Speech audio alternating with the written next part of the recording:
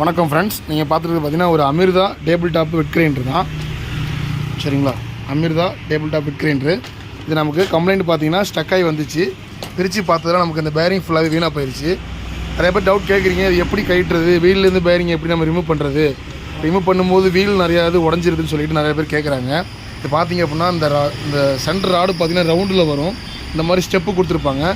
இந்த மாதிரி இருந்தாலே நம்ம வந்து அப்படி கட்டுற டைப் தான் வரும். ஒரு சில கவர்மெண்ட் கிரைண்டரில் பார்த்தீங்கன்னா செட்டாக அடித்தோம்னா பேரிங்கோட கீழே வரும். அதே மாதிரி இதை நிறைய பேர் அடித்து வீணாக்கிறாங்க.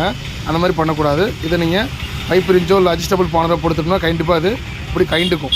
அதுக்கப்புறமா 4 ஸ்க்ரூவை கட்டி நீங்கள் இந்த வீலை மட்டும் தனியாக எடுத்துட்டீங்க அப்படின்னாக்கா உங்களுக்கு வீல் சேஃபாக வந்துடும். இன்னொன்று, இது மெயினான விஷயம், இந்த பேரிங் உள்ளார இருக்கும். அதை கட்டுறதுக்கு உள்ளுக்குள்ளே பார்த்தீங்க அப்படின்னா கண்டிப்பாக ஒரு காற்று பின்னோ இல்லை சர்க்கிளிப்போ போட்டிருப்பாங்க. அதை ரிமூவ் பண்ணிட்டு அடித்தா மட்டும்தான் கண்டிப்பாக உங்களுக்கு வீல் சேஃபாக உடையாமல் வரும். சரிங்களா, அதே மாதிரி ஃபாலோ பண்ணுங்கள்.